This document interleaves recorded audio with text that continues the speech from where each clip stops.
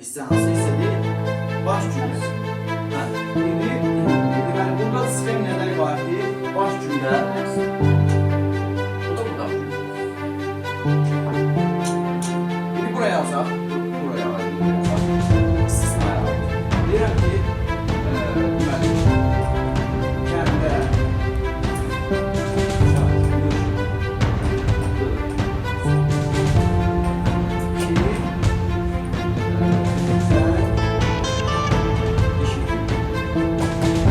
İstihansı istediği baş cümlesi.